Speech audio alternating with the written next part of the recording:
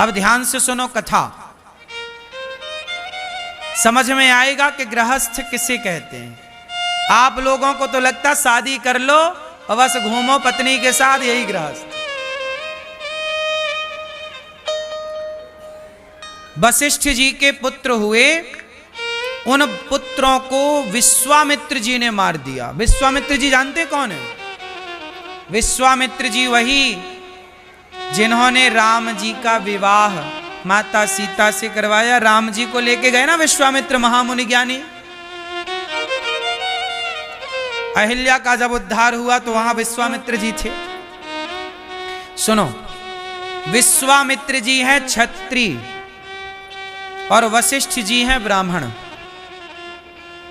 एक दिन क्या हुआ कि वशिष्ठ जी के आश्रम में विश्वामित्र जी आए। उस समय विश्वामित्र जी राजा थे, अपनी सेना को लेकर आए।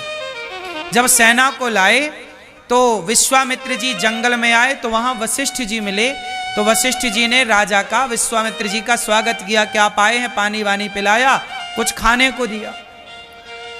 तो विश्वामित्र जी को वशिष्ठ जी की एक गाय थी, नंदिनी उसका नाम था।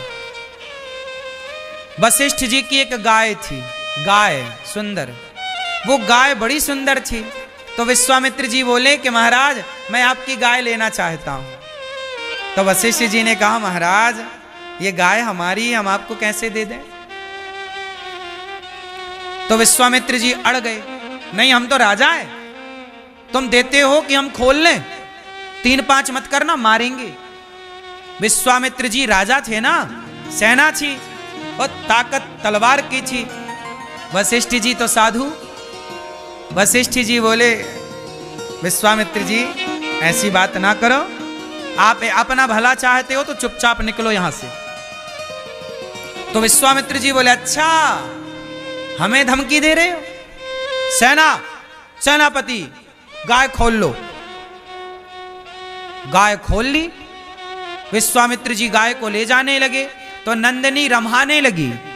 वशिष्ठ जी को देखा, गुरु जी हमें ले जा रहे हैं, आप बचा नहीं रहे। तब वशिष्ठ जी ने कहा नंदिनी तुम सामर्थ हो, तुम कृपा करो। तब वो गाय कैसी थी? वो गाय अपने शक्ति से जितनी सेना चाहे प्रकट कर लेती थी। और उस गाय ने जो प्रकट किया, अपनी ताकत लगाई, विश्वामित्र जी की सारी सेना को खदेड़ दिया और विश्वामित्र जी को भी पटक के मारा। अब विश्वामित्र जी डर गए। विश्वामित्र जी बोले हे भगवान, हम राजा, हमारी इतनी सेना और ये बाबा जी जंगल में अकेले एक गाय के बल पे हमें हरा दिए। तब विश्वामित्र जी समझ गए कि क्षत्रियों के बल से ज्यादा बल ब्राह्मणों का बल है। ब्राह्मणों के पास कौन सा बल है? तप का। कौन सा बल? तपस्या। विश्वामित्र जी समझ गए कि वशिष्ठ जी तपस्वी हैं। वशिष्ठ जी कौन है? तपस्वी। ये गृहस्थ में है और गृहस्थ में रह के पत्नी के साथ, इनके बच्चे भी हैं। फिर विश्वामित्र जी को आई गुस्सा। उस समय तो गैया मारी तो चले गए, कुछ दिन बाद आए प्लानिंग करके और विश्वामित्र जी ने आकर वशिष्ठ जी के पुत्रों को मार दिया कि तुमने हमें मरवाया। देखो राजा था ना, राजा हार गया एक साधु से तो गुस्सा तो आएगी। तो बदले की भावना, ईर्ष्या, द्वेष सब ना भरा पड़ा है व्यक्ति के अंदर। तो विश्वामित्र जी ने वशिष्ठ जी के पुत्रों को मार दिया। समझना, बहुत ध्यान से सुनना ये कथा। ये कथा भागवत जी की है, अन्य पुराणों में भी ये कथा, महाभारत में बड़ी विस्तार से। अब क्या हुआ कि विश्वामित्र जी ने 100 पुत्रों को, अच्छा वशिष्ठ जी कैसे हैं? वशिष्ठ जी चाहते तो एक संकल्प लेते और विश्वामित्र जी को मार देते। जिनकी एक गाय ने उनकी सेना को पछाड़ दिया, वो वशिष्ठ जी एक तिनका फेंकते ना, तो तप का तिनका फेंकते तो विश्वामित्र जी मर जाते। लेकिन वशिष्ठ जी ने क्रोध, 100 पुत्र मार दिए पर क्रोध नहीं हुआ। जब विश्वामित्र जी ने देखा कि भाई वशिष्ठ जी ने तो क्रोध नहीं किया, हमने इनके पुत्र मार दिए। अब विश्वामित्र जी ने अपना राजपाट सब छोड़ दिया और जंगल में तपस्या करने लग गए कि मैं भी तपस्या करूंगा। मैं भी क्या करूंगा? तपस्या। तपस्या कर करके उन्होंने वशिष्ठ जी के पुत्रों को मारते चले गए। एक दिन क्या हुआ कि विश्वामित्र जी को गुस्सा आई कि मैंने इतनी तपस्या की फिर भी मैं बराबरी, देखो आदमी बराबरी नहीं कर पाता तो उसका नुकसान करना चाहता। विश्वामित्र जी ने तलवार उठाई फिर से, बड़ी तपस्या, कई साल तपस्या कर ली। और एक दिन क्या हुआ, रात के 2 बजे विश्वामित्र जी ने तलवार उठाई और विश्वामित्र जी सोचे कि अब मैं वशिष्ठ जी को ही मार दूंगा, ना रहेगा बांस ना बजेगी, मैं फिर बड़ा कहलाऊंगा। अब लो भैया, रात के 2 बजे थे। वशिष्ठ जी घास की कुटिया में रहते थे, पति पत्नी, पुत्र तो मारे गए थे। अब हुआ क्या कि विश्वामित्र जी जाके कुटिया के पीछे छिपे हैं। तभी वशिष्ठ जी की नींद खुल गई और वशिष्ठ जी और अरुंधति दोनों जागे तो दोनों बिस्तर पर पड़े पड़े बातें कर रहे हैं। तो संयोग से अरुंधति मां ने पूछा अपने पति वशिष्ठ जी से कि स्वामी, इस समय धरती में सबसे अधिक तपस्वी कौन है?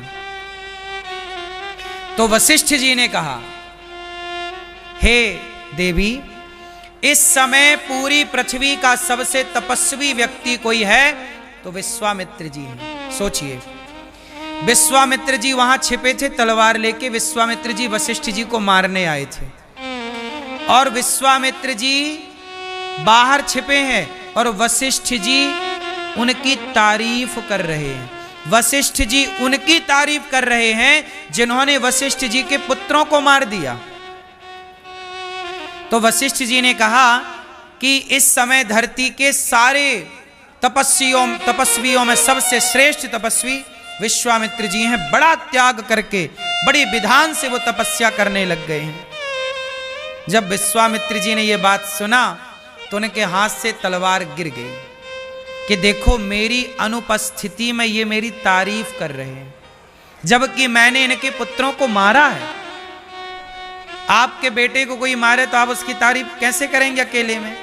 लेकिन धन्य है वशिष्ठ जी, विश्वामित्र जी दौड़ कर आए और विश्वामित्र जी वशिष्ठ जी के चरणों में गिर पड़े। जब गिर पड़े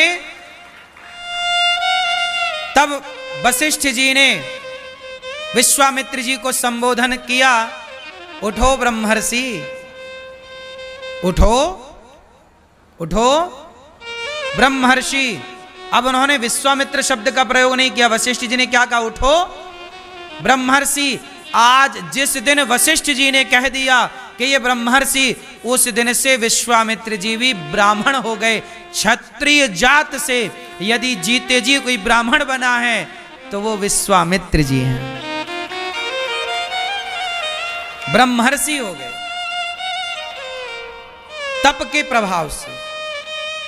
विश्वामित्र जी ने, वशिष्ठ जी ने कहा, विश्वामित्र जी आपके अंदर अभी तक ईर्ष्या द्वेष था, इसलिए ये ईर्ष्या द्वेष बस बाधा था, बाकी आप बहुत बड़े तपस्वी। सोचिए, कितना भी बड़ा तपस्वी हो जाए पर ईर्ष्या द्वेष ना जाए तो उसकी तपस्या सफल नहीं होती। जब ईर्ष्या द्वेष मिटा तब जाके वशिष्ठ जी ने विश्वामित्र जी को गले लगा लिया।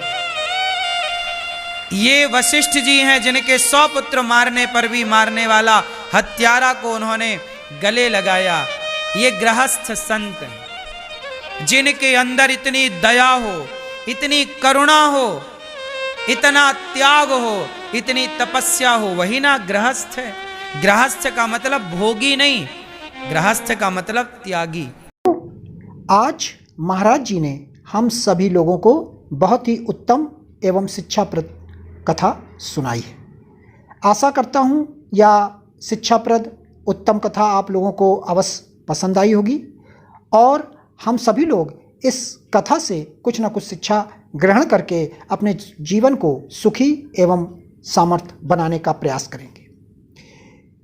मित्रों, अगर यह वीडियो आप लोगों को पसंद आया हो तो इस वीडियो को लाइक करें और अधिक से अधिक लोगों को शेयर भी करें, जिससे कि और भी लोग इस कथा से कुछ ना कुछ शिक्षा ग्रहण करके अपने जीवन को सुखी बना सकें।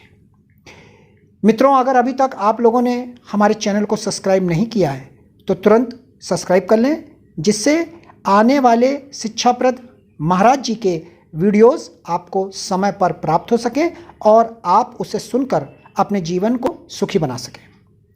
तो कल फिर किसी ना किसी शिक्षाप्रद महाराज जी के वीडियोस के साथ आप लोगों के समक्ष प्रस्तुत होंगे। तब तक के लिए राम राम।